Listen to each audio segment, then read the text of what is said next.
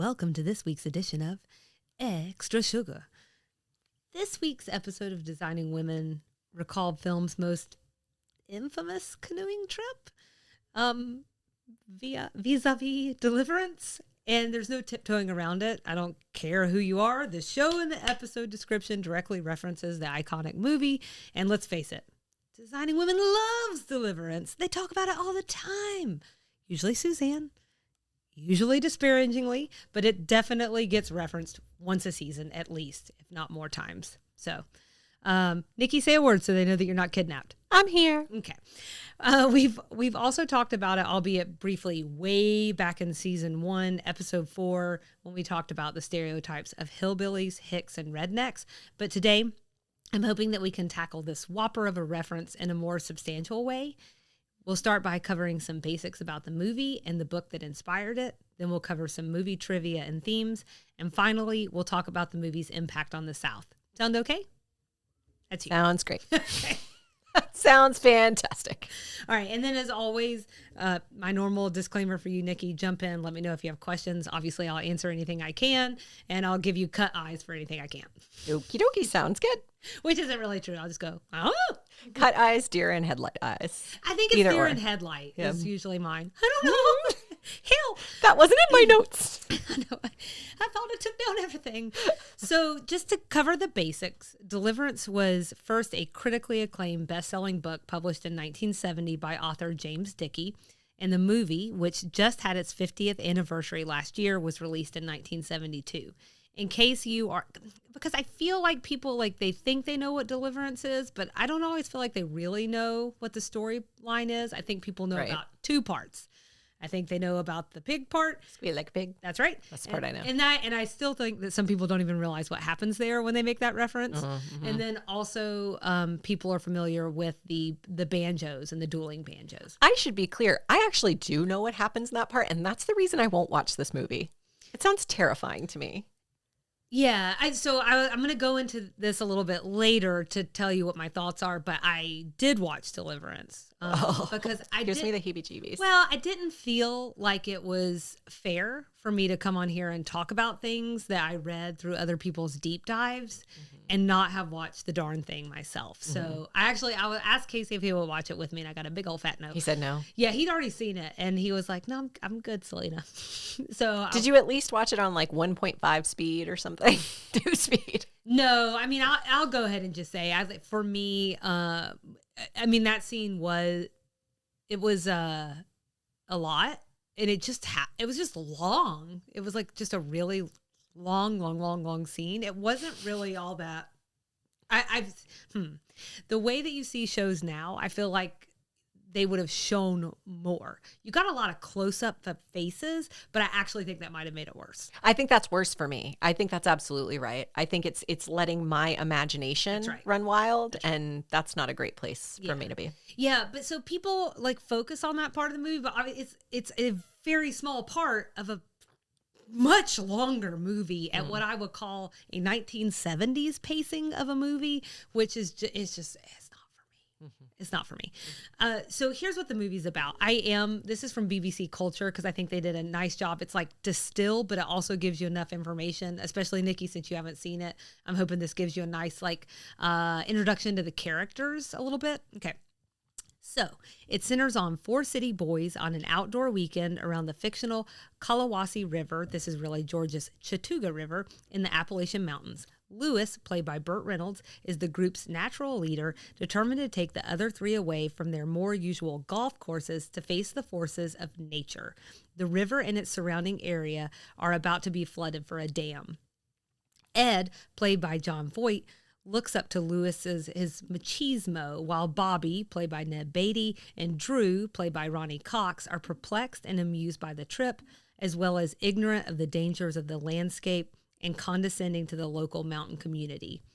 They drop off their cars and take to the water in spite of warnings about the perilous rapids. What follows for the 4 men is a brutal weekend of survival, not simply facing off against the landscape, but also several locals who are far from welcoming. So I hope that gives you a good idea, of what this movie is about. I will say that one thing I actually disagree with on that is the character of Drew. I actually didn't think that he was disparaging to any of the locals, but maybe I missed something. Mm-hmm. So the movie was a critical and box office success with several Academy Award and Golden Globe nominations. Among the nominations were Best Picture and Best Director, Academy and Globes, as well as Best Screenplay, Actor, and Song for Globes. It was also the 5th highest grossing film of 1972, and it made $46 million domestically. That would be $322 million today. So not insubstantial. In 2008, Deliverance was selected for preservation in the United States National Film Registry by the Library of Congress as being culturally, historically, or aesthetically significant. And I'm mentioning that to say that, like, this film is taken seriously. And to really kind of drive home this point that, like, it seeped into the culture in a way. But, like, it was also something that I think people in more of the artistic circles were taking seriously at the time. Do you know if it's categorized as a drama, a thriller, a horror, some version of all the above, just as a movie? I think people see it as somewhere between drama, suspense, and horror. Okay. I've seen it all, and it actually winds up being a little bit of a blueprint for a type of horror movies, and we'll talk about that too. Okay. So let's get into some of that trivia. Deliverance wasn't just set in North Georgia. It was primarily shot there, specifically in Rabun County in the northeast corner of the state. This is like where Dillard House is, just to give you some bearings. You know me, I'm actually the one that needs the bearings. And for anybody else who's listening and they're not sure what's in the northeast corner of the state or the northeast corner of their home. I don't think Dillard House is going to help them. It might. I think we've talked about it here before. Don't y'all go and just look up every single thing that we talk about? Yeah, you know, the Dillard House in the northeast corner of the state. I know exactly where that is. Well, you should go because it's delicious. It's delicious. I think at least part of Tallulah Gorge is also in Rabun. I think that's right. That's actually probably more the mile marker that helps me is knowing where Tallulah Gorge is. I went down a big rabbit hole there because it looks like it stretches across a couple of counties. The sucker's big. Probably, so, yeah. Yeah. The Gorge and Chattooga River are both where the canoe scenes were filmed. And then there was also a few scenes shot in South Carolina, specifically Salem. I don't know if you're familiar with Salem. It's a place. So Salem, South Carolina. I'll be looking that up. I was about to look it up. The actors all had stunt persons, but notoriously they performed a lot of their own. And they all almost, I feel like, had a brush with death. So John Voight slipped while climbing up a cliff, and a key grip caught him with his head only inches from a sharp rock. Burt Reynolds, who had a reputation for doing his own stunt, cracked his tailbone going over the falls. When he finally emerged far away from the stunt site, he had no clothes, shoes, or socks on. The falls had torn them all off. So there's actually even a story. They were going to send a dummy over the falls. So horrible. I know. I don't know how true this story is, but I'm going to tell it anyway. They were going to send a dummy over the falls. That's what the director wanted to do. Burt Reynolds insisted on doing this stunt to make it better and more realistic. Look realistic. So the story goes that he wakes up in a hospital bed after this happens, and the director's sitting next to him, and he like kind of cracks open his eyes, and he's like, "How was the shot?" And the director goes, "It looks like a dummy going over the falls."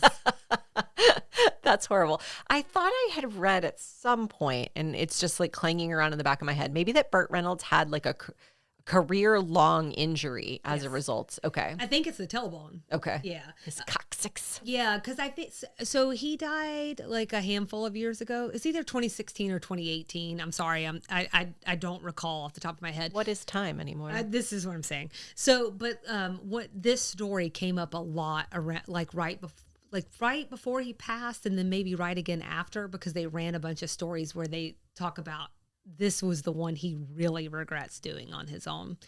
2018. Thank you. Mm-hmm. So Ned Beatty also almost drowned when he got caught up in a hammering gush of falling water. This is known as a pummeling hydraulic in the whitewater rafting world. So you learn something serious today. I know. I mean, I don't want to be pummeled by anything.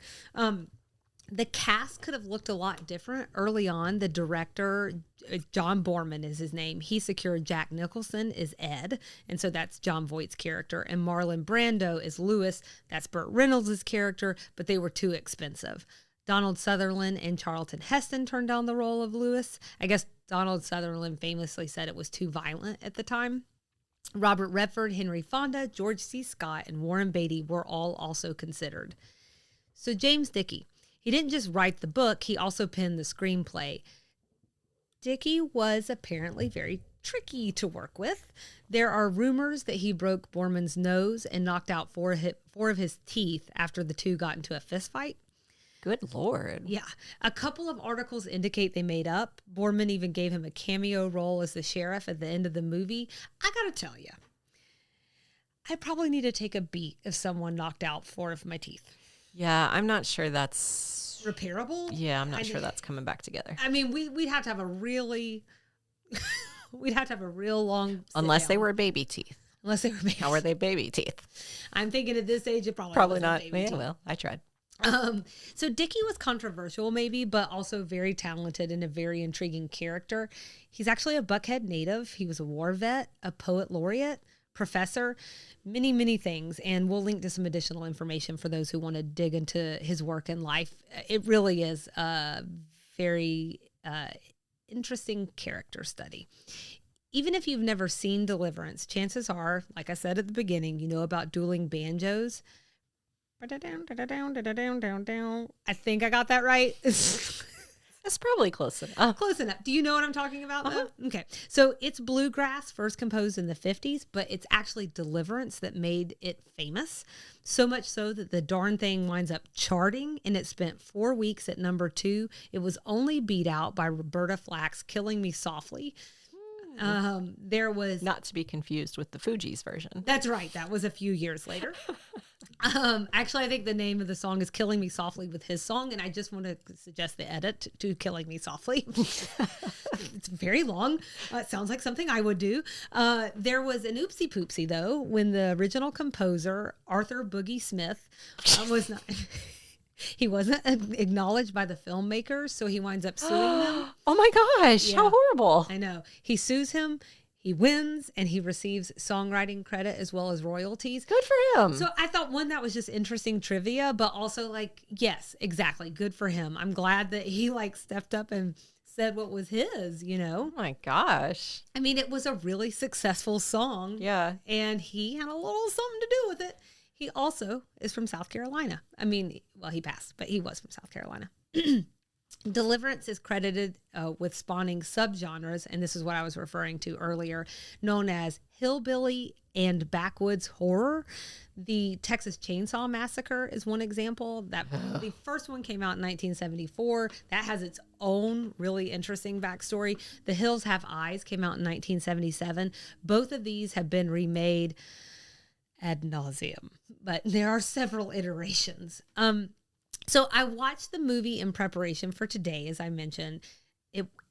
While it wasn't for me, as I've also mentioned, what I will say is that much like other people who've done a closer read of the movie, there are a lot of themes to unpack and explore. And I did find that something that was definitely worth the time and effort. So let's start with some of the easier ones, and then we'll move into some of the a little bit more challenging themes. So a couple things that come up is man versus nature. The movie asserts that nature demands respect from man, and the river turned out to be just as big of a foe as the men the foursome were trying to escape. Another theme that's in there is environmentalism versus industry. So they go on the trip because the fictitious Kalawasi River is being dammed and turned into a lake. And there's a lot of talk about that in the beginning, which is rather unusual for the times, but maybe sort of like you're starting to see some of this like, oh, hey, we only have so much going around kind of talk. And it was interesting to see that pulled into the narrative. This is where it starts to get a little tougher, but there are these themes of masculinity. So I ran across several articles and that speak to this theme. There's different reads that people have on the theme of masculinity and how it plays out in the movie. but it's definitely there in the sauce. There's a really good article, and we'll link to it, from Study the South. And the author argues that there was a, quote, crisis of masculinity in the 70s where there is so much change, including the women's movement. From watching it, I will tell you there were a few things that stuck out to me. So the first thing is, the movie was definitely wrestling with this idea of male identity and this fear of being soft. So of not being able to hack it in the great outdoors. There's a lot of little moments that are threaded through the movie about that. They're very quiet, long moments, but they're definitely there. And then there's no women in this movie, really. Certainly no leads. You know, there's maybe a few women towards the end, and they're like part of the community. I think maybe one of them has like a spoken line. And I think that in itself is a sign of the times.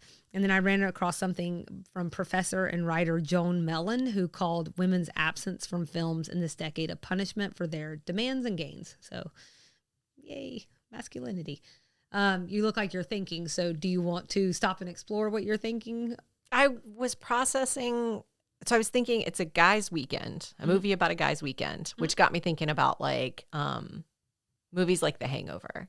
And then I was trying to remember, is there a significant female character in that movie? There is there's like, he's getting married. She's there for a minute. But then there's like the one woman that one guy accidentally gets married to. So I guess there's a woman in it. Heather Graham. Mm-hmm. Yeah, right. Yeah, that's right. I could see her outfit. I couldn't see her face. It's a pretty minor role. So I'm I'm just processing those things and trying to decide how I feel about that. I'm not super offended that women aren't included in a movie about a boys' weekend, but that's my first blush thought on that.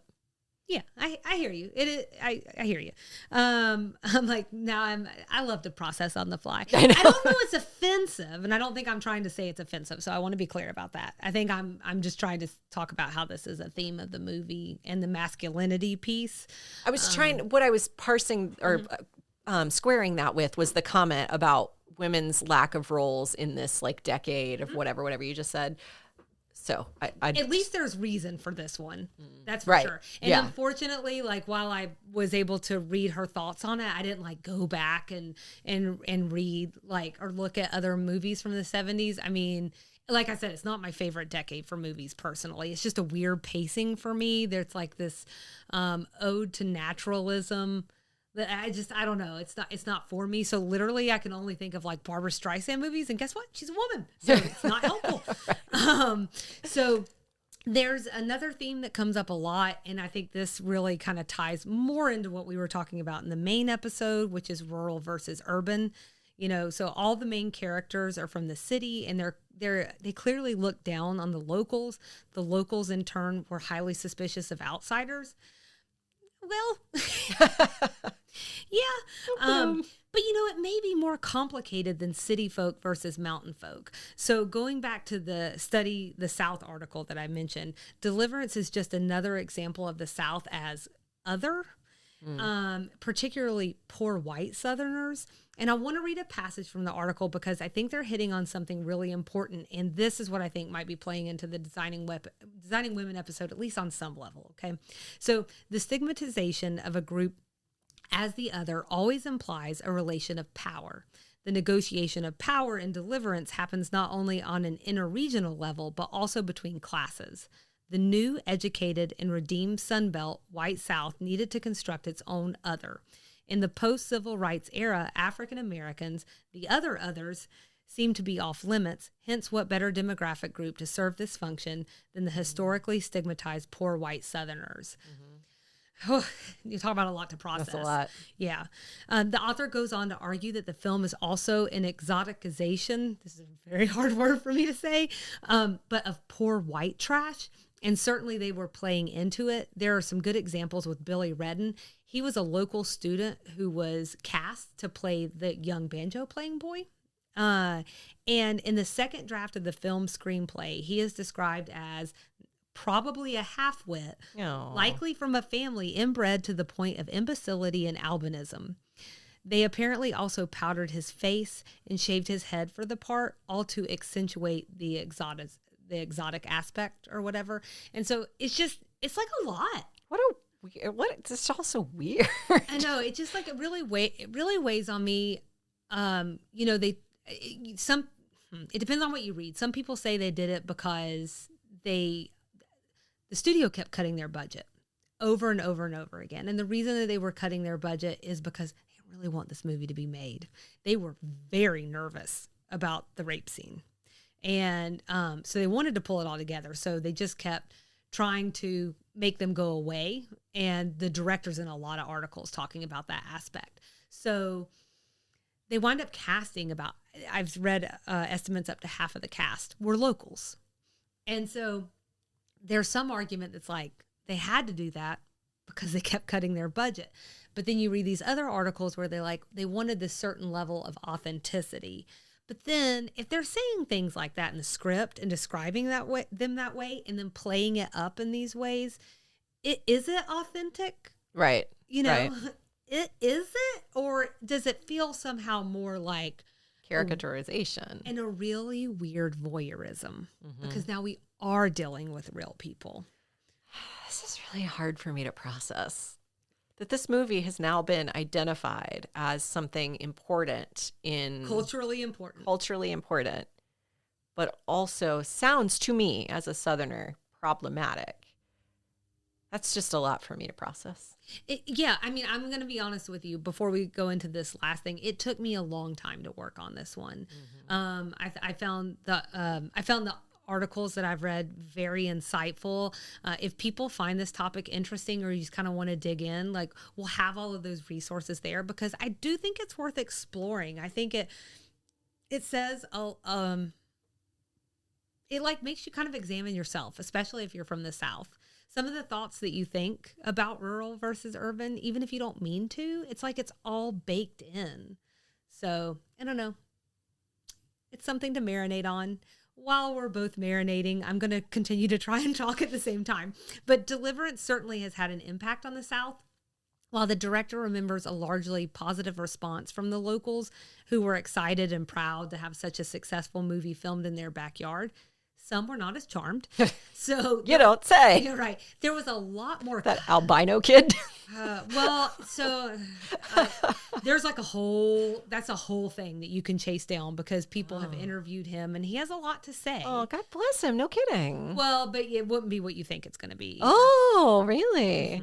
So a local commissioner, county commissioner told CNN around the 40th anniversary, which just as like a side note, there was a lot more coverage around the 40th and the 50th. I think we're just getting into a time where people don't know as much about Deliverance as they used to. 50 years ago is a long time. It's a long time.